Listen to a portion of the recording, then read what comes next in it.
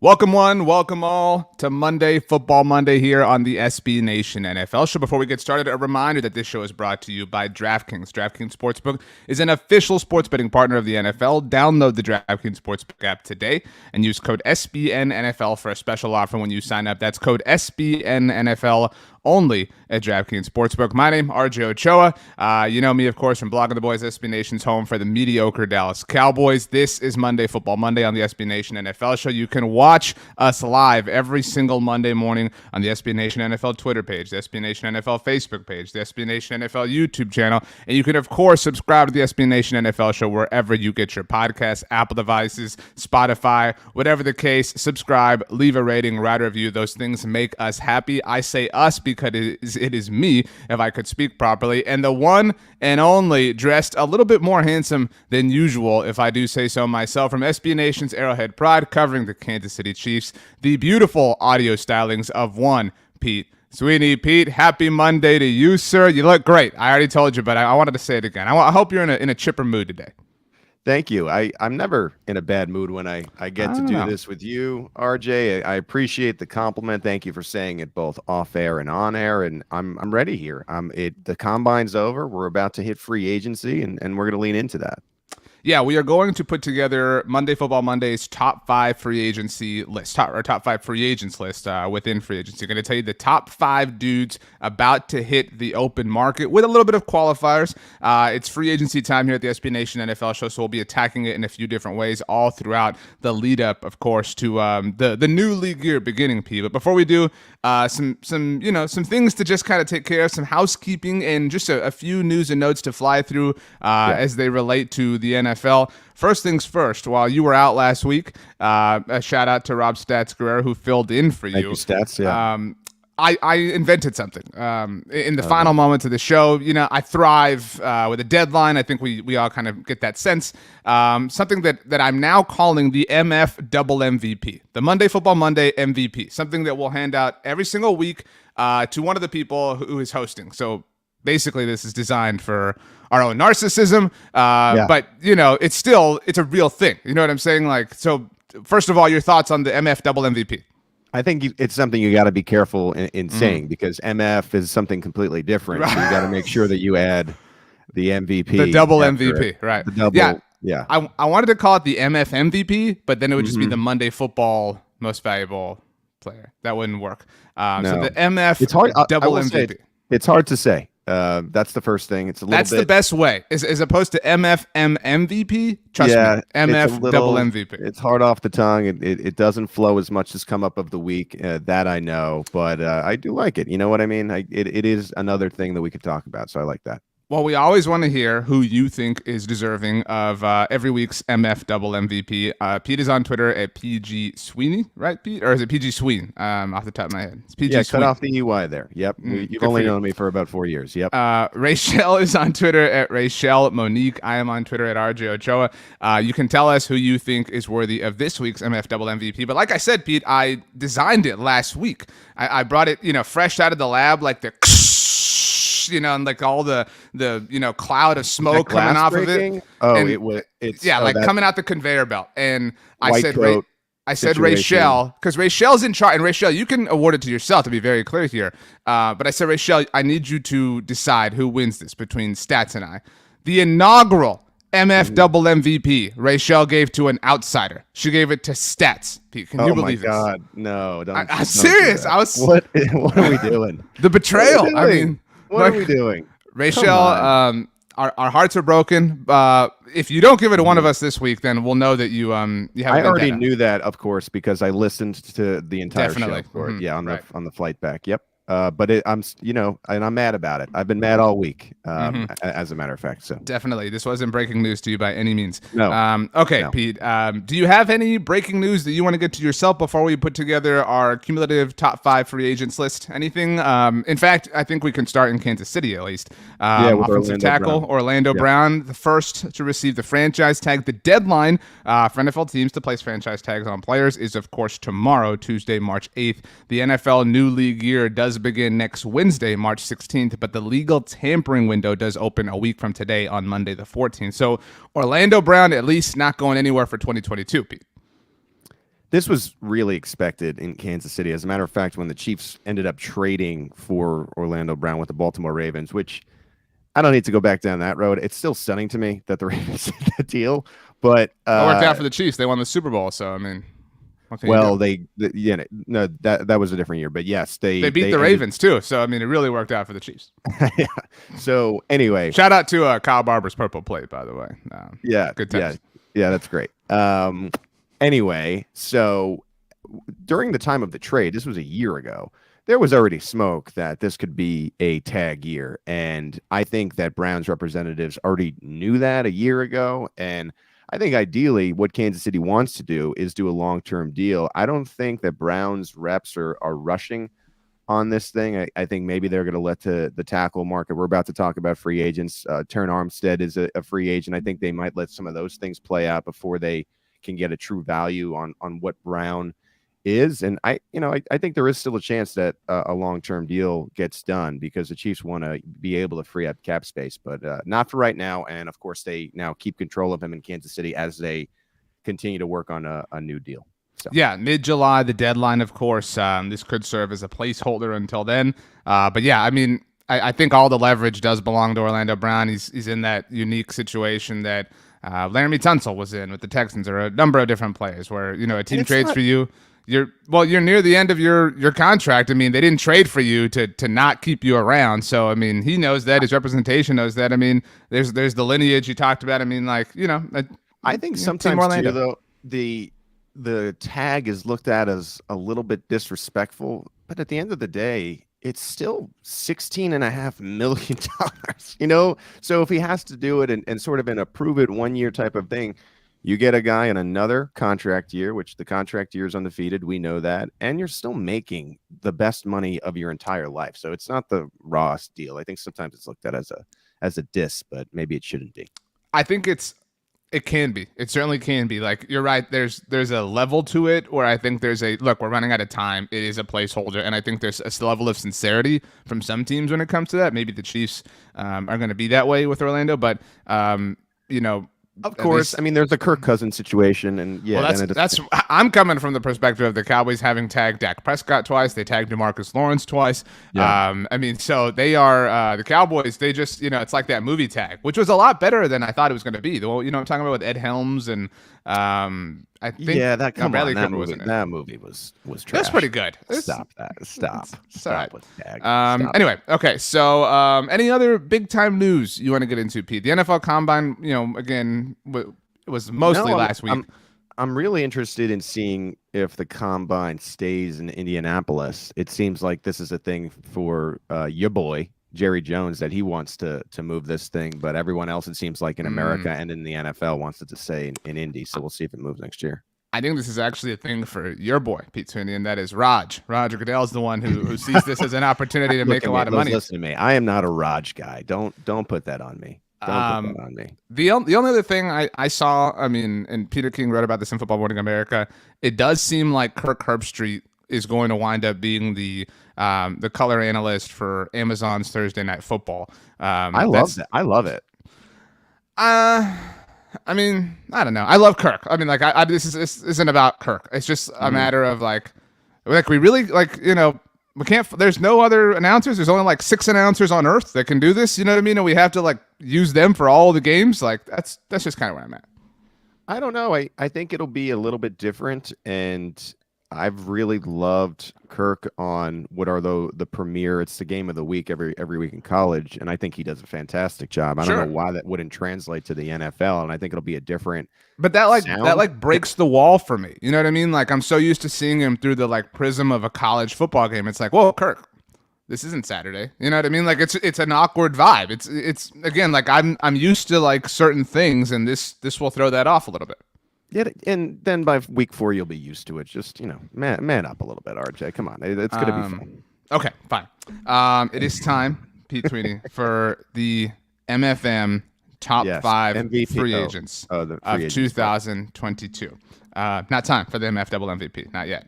Ray Shell holds all the power there. We don't have any votes. It's all Ray Shell's, as we learned painfully last week, I might add. So, Pete, she gave it to stats. we did not specify this before we started recording / streaming, but I think we need to now.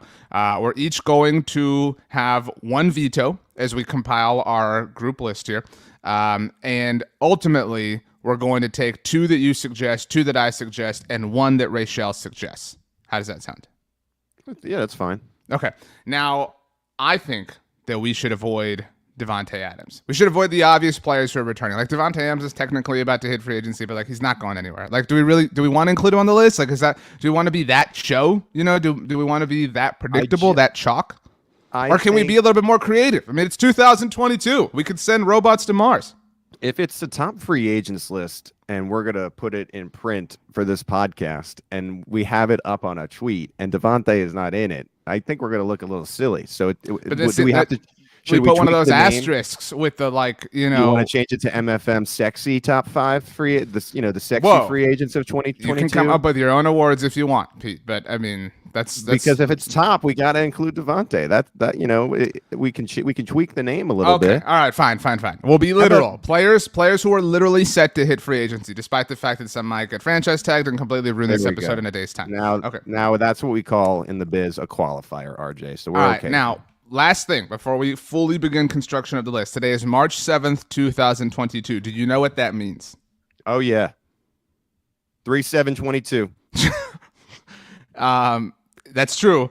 It means, Pete Sweeney, that today is the 10-year anniversary of the Indianapolis Colts releasing Peyton Manning. I can't believe. I know. It's unbelievable that's 10 years. It set him up to become the greatest quarterback in the history and the future of the AFC West. It's been a decade. That's crazy. It's been a decade. That's nuts to me. Is that not like breaking your mind? Who was the president 10 years ago? What was the top song? I am curious what the top song was. Top song of March 2012. We Found Love by Rihanna. That's a great song. Wait a minute. The one that I saw also starts with "We." It's "We Are Young" by Fun. Rolling in the Deep. Tonight. That should cost you some statistic points in the MF. We are young. You got to stop it. Tell me it didn't sound just like that. I mean, if this was the voice, I would be making sure my seat was as stationary as it possibly could ever be. So that's where I land on that rendition. We Found Love, also a great tune by Rihanna. Adele Rolling in the Deep, that was her first jam. So during that time, this was like the emergence of Adele while Peyton Manning was. Is that your favorite Adele song? Rolling in the Deep, Someone Like You? No. Rumor Has It. I mean, those are kind of the bangers. What is Hello from the Other Side? Is that what song is that? Yeah. And then she also had the Skyfall song from the movie. I think Rumor Has It's probably the best one for me. Is Hello from the Other Side the name of it? Hello from the Other Side. Adele. We are getting into free agents. It's called actually Hello is what it's called. Well, hello to Adele. That's my favorite Adele song. I was checking and I was correct. Rumor Has It, another like a pro for me. Another reason like to add it, like to further solidify it as my favorite. It's spelled English, like rumor has it. Mm-hmm. You know? Yeah. No, that is cool. I have a anyway. All right. British guy on staff. Top Tom 5 Child. Free agents. Anyway, is Devontae Adams number 1? He's number 1, right? Like we don't have to waste time here. He's number 1. Green Bay Packers already said Devontae Adams, the number 1 free agent of Monday Football Monday.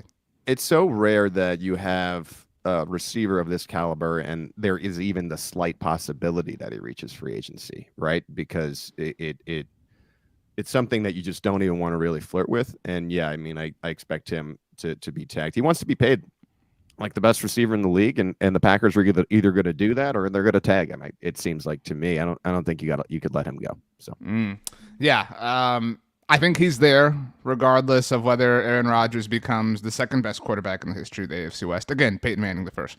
10 years it's been since yeah he got released by the Colts.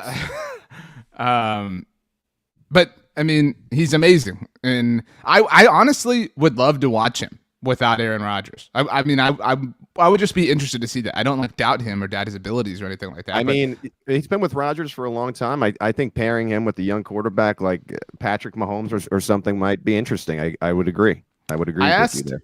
Somebody this. I don't think it was you, but is Davante Adams the best wide receiver that Aaron Rodgers has ever had in his career? He has to be. I mean, who's the next best contender? Jordy, Jordy. Greg Jennings, Donald Driver. Rodgers was coming back. He wanted one receiver and one receiver only, and that was we got to trade for Jordy Nelson, baby. That's true, man. So maybe Aaron Rodgers would say, Nelson over Adams. We don't even know that. Or Randall Cobb. Yeah, I mean, he also said read a book. Rodgers. He's been offering a lot of advice lately, so I am curious. Do you not read books? Is that your point? Well, no, I read them. I don't know if I need Aaron Rodgers in his big Instagram message saying, read a book once in a while. Right. Little nose up, right? Davante Adams, number 1 on our list. Congratulations to him. This very chalk. Number 2, though, might be a little bit, I don't know if the Davante pick counts for you or counts for me. Either way, but who's your vote for number 2, Pete Sweeney? Let me pull up my list here. That's the whole point of doing the show. I mean, so literally talking. This is why, and I was talking about it. I mentioned his name before, but Terron Armstead is this left tackle that is available here, and I tend to think that's why the Brown deal might be stalled, because I think he is going to sort of set the market for what tackles should be paid. I don't think Brown's going to make more than him, but I think they want to really know what he's going to get before because I think it'll make the deal more lucrative. And aside from a quarterback and maybe an edge rusher, you can make the case that this is the most important position in football, and to have a guy like this available, similar to what was happening with Trent Williams last offseason, I'd probably say Trent is better, but this is a guy that is in the realm, and I think not a sexy position. I know Chris Godwin is there. I'm sure we're going to talk about him, but I think Armstead is key. He's had some injury issues. But if you can look past that and you really need a left tackle, I think he's available for you there. Will be 31 when the season starts. I mean, obviously New Orleans didn't matter for Trent Williams. I mean, Trent Williams was 33 last year. No, like I'm not saying like, oh, like he's doomed. Like don't go down this path. It is interesting that he's leaving New Orleans. Obviously, I think it would be difficult for them to retain him, but nothing's impossible. New Orleans kind of shows us that on an annual basis. For what it's worth, you mentioned the franchise tag value for Orlando Brown. Can you repeat that for us, Pete? $16.5 million. Is that correct for Orlando Brown? Yeah, it's between 16.4 and 16.5. Yeah. Right. Yeah. Okay. So PFF's contract projection for Terron Armstead, 3 years, $60 million. So an average of $20 million per year, with 43 3/4 guaranteed. Nice chunk of change, and that like range feels about right. For an elite left tackle, which obviously Terron Armstead could be. I just don't like. I don't think he hits the open market. I don't think New Orleans lets him go. So like, it's hard for me to like consider him a true classic free agent. I mean, I don't know. I mean, he's in the list. He's on the top 5. I don't know that he's number 2 though. Like, do you feel passionately about this? Like, I never want to feel passionately about a tackle. It's not exciting, but reality is you could almost call it even the second most important position in football, because as they would tell you in Cincinnati, you could lose your quarterback pretty quickly if you don't have the offensive line. So I'm leaning into that, I think. Okay. I will make the case for Chris Godwin, and then Rachel, you can tell us who deserves to be number 2 on the list, and the loser is number 3. Godwin obviously has been amazing, and coming off the ACL, which is tough and impacts his value. But I mean, think about, like, we made this argument last year, and it didn't work out. Don't get me wrong, but like we made the argument for Indianapolis, like, okay, I'm in no way shedding blame from Carson Wentz, but okay, you're going to go all in for, not all in, but whatever. You're going to trade for Carson Wentz, give him some help. At the time, it was sign Kenny Golladay, sign Allen Robinson if he becomes available. That, Allen didn't, become available, but Kenny Golladay, I actually liked the move in some way for the Giants, like help out your young quarterback. Kenny Golladay didn't catch a single touchdown for the Giants in 2021, but whatever. And so, like Chris Godwin, there's a lot of young quarterbacks and a lot of young quarterback situations that could use a superstar wide receiver, which Chris Godwin is. And I don't know that I think one of them is Blaine Gabbert in Tampa Bay. And so I would love to see Chris Godwin go somewhere. Like Chris Godwin turns somebody else into, turns a really good team into a contender. He turns a really good offense into an elite offense. And in that sense, I think he's a little bit more deserving than Teron Armstead, personally. See, the reason why I like Armstead here is because he's no doubt, to me, a top 10, top 15 tackle. I don't know. I like Chris Godwin. I really like Chris Godwin. I think that's a fair point, though. Is he a number one receiver? Can you build an offense around Chris Godwin? And I don't know if you can. Now, you might be able to. But now all of a sudden you put him on a team where he has to be the number one and he's getting that type of attention. I don't, that's why I just put him a little bit lower. That's all. I think that's kind of fair, but I think it's kind of unfair because I think the drop off from really good left tackle to good left tackle is much more significant than the drop off from really good receiver to good receiver. And maybe that serves your point. You're making my point for me. I know, you know what? But maybe you're the double FMM MVP after all. Maybe. Did you say double M at the beginning? It's MF double MVP, not double M FMVP. It's MF double MVP. I love it. Yep, I love it. You know what? I'm kind of sold. Actually, I kind of sold myself. Rachel, do you think Teron Armstead should be 2 and Chris Godwin should be 3, or should I not doubt myself and just go with my initial gut instinct? Rachel's coming in to break this tie. The suspense is killing me. Here she comes. Yeah. So I'm answering who I feel should be at number 2. Correct. Teron Armstead, New Orleans Saints left tackle, or Chris Godwin, Tampa Bay wide receiver, or Tampa Bay Buccaneers wide receiver. Do the right thing, Rachel. I'm gonna go with Chris Godwin at number 2. All right. You know what? Carry on. Thank you, Rachel. Sometimes we'll see you in a bit when you award today's illustrious award. Wow. Sometimes you feel attacked. Do you know what I mean? And it's not intentional necessarily, but still hurts just the same. Wow. So the official top 5 list of free agents to be in the NFL of Monday Football Monday here on the SB Nation NFL show. Very branded this particular episode is. So far, number 1, Devontae Adams, Green Bay Packers wide receiver. Number 2, after some debate, Chris Godwin, Tampa Bay Buccaneers wide receiver. Tough scene for Pete Sweeney, although Teron Armstead, New Orleans Saints left tackle, is number 3. Rachel's going to give us a suggestion for number 5, which means we have one kind of last one to really flesh out, Pete. These are the contenders. I don't want to trample on Rachel's territory, but we have J.C. Jackson, and anytime you can get a corner, obviously impressive. Mike Williams is at the top of a lot of lists, although this guy is great, but he cannot stay healthy. No thanks. Von Miller, a little bit up there, obviously, a little bit deeper into his 30s, still, fairly young, but and if anyone has proven this idea wrong, it's certainly Von Miller as of late. Chandler Jones, Jesse Bates. If you're going to come in here and say that Tyrann Mathieu is deserving of the spot, we have to end right now. Other than that, I have a hard time seeing anybody else in real consideration. Tyrann Mathieu is not getting enough love. I mean, I don't know if he's top 5. He's not. He's not top 5. It's one thing to say like he's a little, not being talked about enough. Let me tell you, and it's another to be like, I don't know if he's not top 5. That's okay. You know what though? Like, how many of these guys can you put the culture change tag on? Maybe Von Miller, and then it's Tyrann Mathieu. He could change your room, and that's why there's some connections with him to the Cowboys, RJ. They might be interested in someone like the Badger.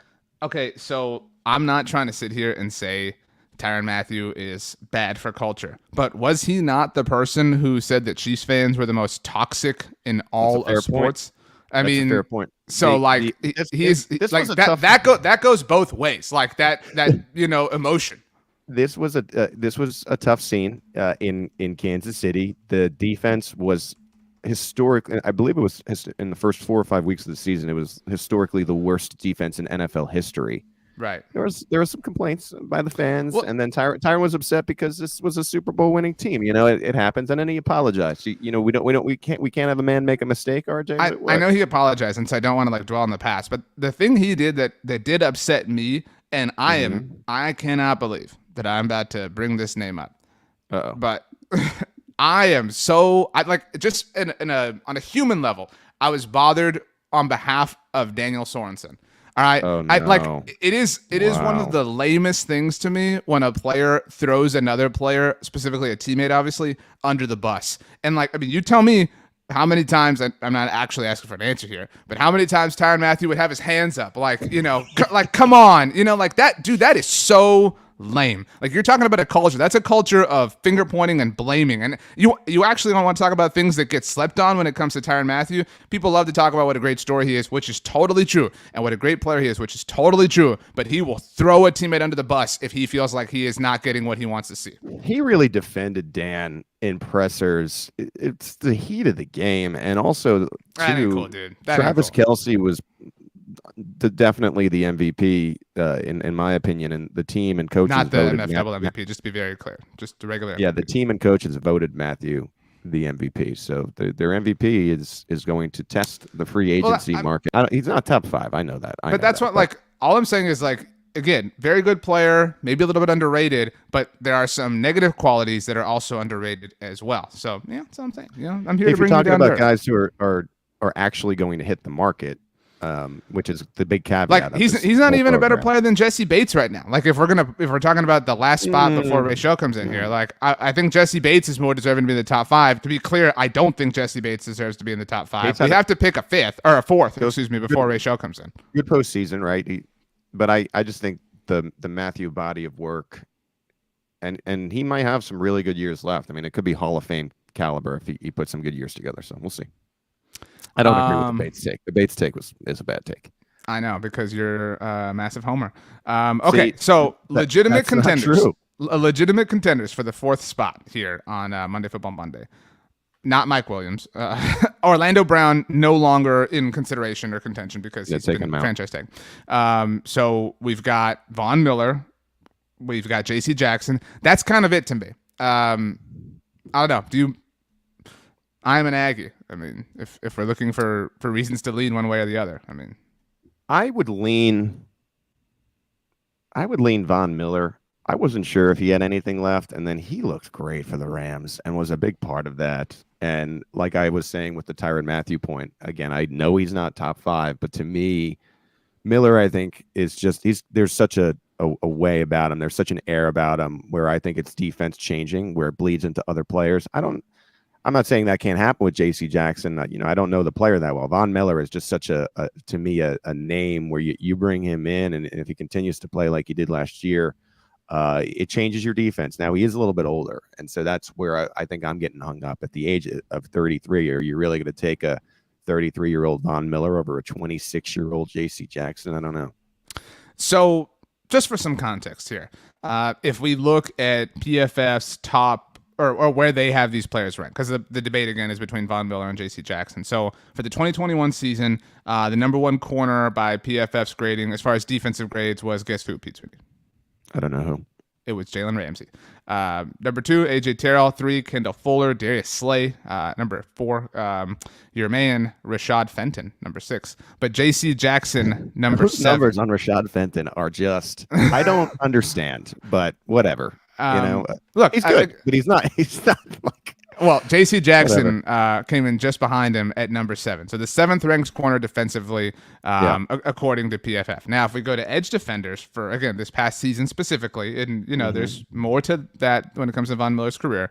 But number 1 edge defender defensively by PFF standards, Myles Garrett, not a shock. Number 2, Max Crosby, not a shock. Number 4, Demarcus Lawrence, kind of a good player, Dallas Cowboys. Maybe you don't want to be total idiots and release it, whatever, just a word of advice. But number 3, Von Miller. So definitely came on very, very, very strong near the end of the season and in the playoffs, but certainly a productive player nonetheless for the Rams in the overall. He's been hurt, right? And finally looked healthy. It's just, that's what's hard, I think, when you're predicting free agents. I mean, if we could assume, and you can't, but if we could say, okay, you're going to get 17 games of Von Miller the way he looked at the end of last year, it's an easy choice, but you just can't be you're not necessarily guaranteed that, I mean, I don't think you are. In fact, I'm double checking here the last time he played a full regular season, because he's missed time even at the beginning of his career as well. I mean, Von Miller, you talk about it's been a decade since the Indianapolis Colts released Peyton Manning. That was coming off of Von Miller's rookie year in the NFL. Right. So it's been a minute. But, actually not as unhealthy as we made it out to be. He did miss 7 games in 2013. That's what I was thinking of. That was the year that the Broncos went to the Super Bowl for the first time. Granted, they lost. But ever since then, 2014, 100%. Of games played. 2015, 100%. 16, 100%. And by the way, obviously, 15, they won the Super Bowl. He was MVP. 17, 100%. 18, 100%. In 2019, the streak ended, Pete, and he only played in 15 games. He did miss the entire 2020 season, though. Obviously, that's very fresh in our minds, but he did come back very strong, playing 15 games in 2021. Sometimes when you have an injury like that, though, it does take a year to get kind of back into your body. You hear guys always saying that, and he, like I said, he finally did look healthy. I don't know. I think it's Von Miller. With all the reasons we're saying, I think he just tips the scale for me a little bit more. Now, if you need a cornerback, it's Jackson, but I think Von Miller can be a game changer for you on defense. So I like Von Miller there. I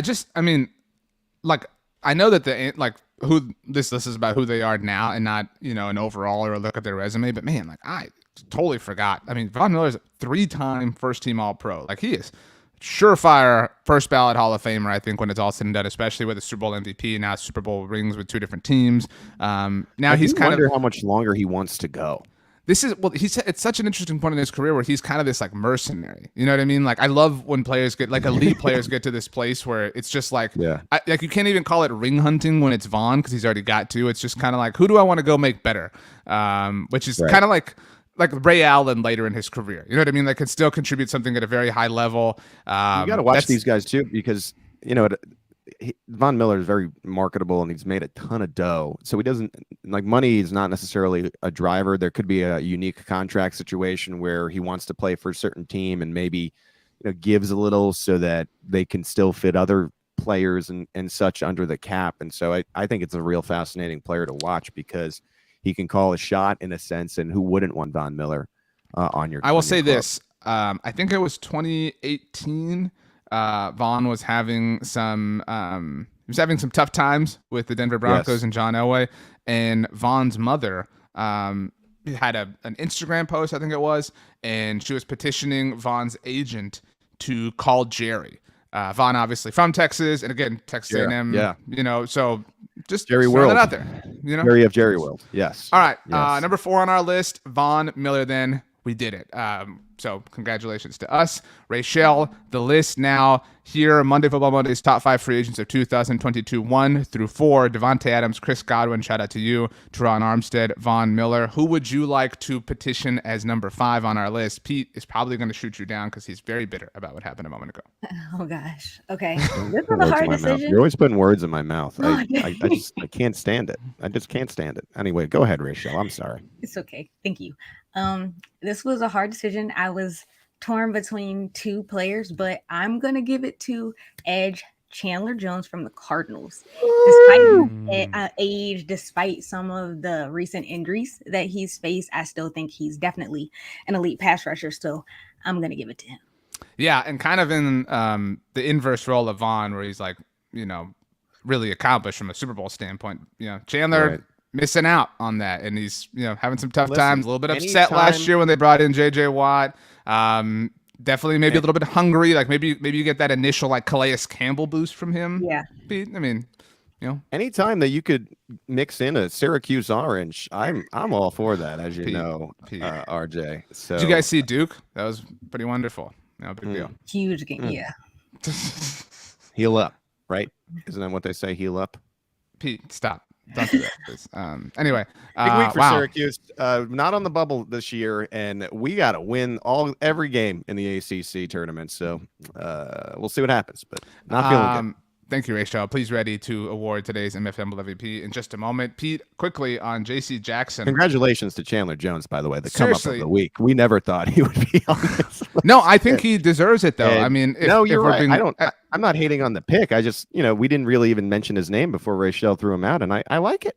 I like it. Well, I think like J.C. Jackson is a name that like sticks out. And so maybe right now we're feeling like, man, did we err not having J.C. Jackson on the list? But I will say, and this is a really lame way to look at this, but Stefan Gilmore has spooked me when it comes to like. There's a lot of reasons to like be hesitant to like, double down on a New England product. You know what I mean? Like whether that's like Bill Belichick's assistants or former players or whatever. Like it's just can you replicate that elsewhere? I'm nervous about that. There are some tough players on this list because of where they were, right? Like, so in an alternate universe, what if Allen Robinson had been playing with a good quarterback? Would he be 2? Dude, that's one of the ones that like really bothers me. I love Allen Robinson, but there's so many people that are like free A-Rob, free Allen Robinson. Like he chose to go to Chicago. Like people act like he's trapped. He chose there. They didn't draft him. Like he chose to sign with the Bears. But I would like to see him elsewhere. Yes. Here's another point. Another guy like that. As I'm kind of going through this list, it's like, don't laugh here, but what if Jameis Winston had played a full season and was a legitimate quarterback, right? So if you're measuring like the impact that players can make, he's a quarterback. And so if he comes in, and he comes in and he starts a full season for somebody and they're a playoff team, and you look back and you say, like again to the Peyton Manning point, he's the greatest free agent signing in NFL history. Is he not? I mean, maybe you want to say Drew Brees. That's what I mean about Winston. So yeah, so let's say in that universe he's probably going to go back to New Orleans from what it seems like. But let's say he went to a new team and they won a playoff game. Going back to this list, he should be 1. And it shouldn't, you know what I mean? So I don't know. It's always hard to do this when you don't really know how it's going to play out. Okay, so our list then, and if you allow me, 1 through 5: Devontae Adams, Chris Godwin, Teron Armstead, Von Miller, Chandler Jones. Honorable mention: J.C. Jackson. Weird, very specific honorable mention with a qualifier of being a good player this season: Jameis Winston. How do we feel about that list? I like That's it. a lot to fit in a tweet, but how do we feel about the list in general? I like it, and what I would like to tell Rachel is, remember who made this quarterback point when you're picking the Double Milk FM MVP. What later. Did you call it? Whatever. It's hard for me to say. I'm gonna have to write it down. So I get it. I get it right. But whatever that award is, I would like it for this Winston point. Just gonna make that Rachel, clear. I would like to say that everything you do is wonderful. Come on. Just in general. So if you could come in now, Rachel, and award this week's MF double MVP. If you want to apologize for last week, that's up to you. But I mean, the floor is yours. MF double MVP. I can now say it. I don't know if I can say it. I'm not even going to try to say it. Way to redeem yourself, RJ Ochoa. This is unbelievable. Why do I even come on this program? Wow. Wow. I am so touched and honored. As maybe the inspiration for the award, if I say so myself, to win it and to win it this way. When you thought it was yours, Pete, I mean, I'll just say this. I had time to run Wasp. That's how I feel about this right now. I had time to run Wasp.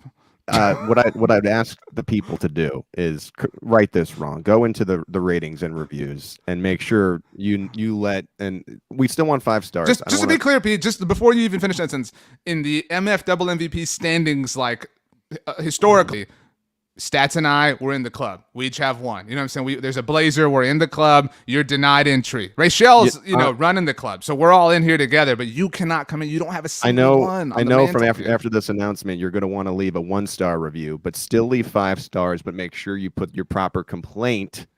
I just want to make sure for Music City Mike, the boss man, of course, and we'll make sure it's 5 stars, but let's put a complaint in the actual review. Mario Cap.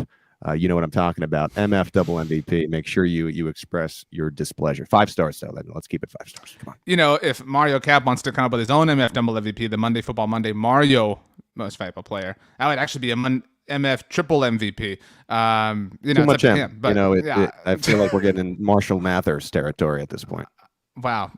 Congratulations to me. Speaking of come up of the week, and we talked a little bit of music. Have you noticed? I don't know if it's happening in Texas, but it's certainly happening in Missouri and elsewhere. I've been traveling for these. Missouri weddings. also Anyway, nice. In the club has been ever since the Super Bowl has been making a little bit of a comeback. I've been hearing it a lot more recently. After we saw Fat 50 Cent doing the sit-ups, and now I'm hearing in the club a lot more.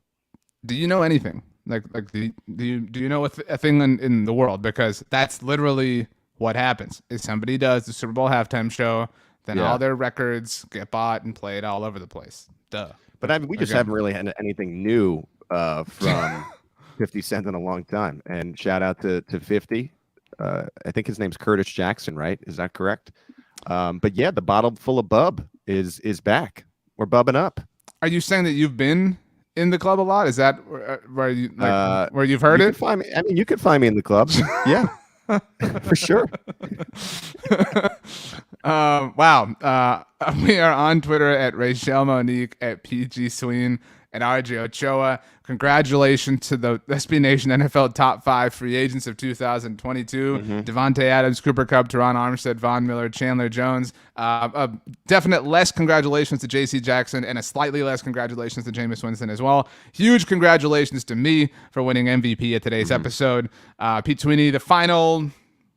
however many words you want, man. You need to win, so however many words you want belong to you, and then we're booking it. I just want to make it very clear for the Badger. I was defending you on this program. I don't want to be in your tweets and saying I didn't mention your name. I said you're a culture changer, Badger. I know if you're listening, and if you end up in a new home, I wish you a lot of luck.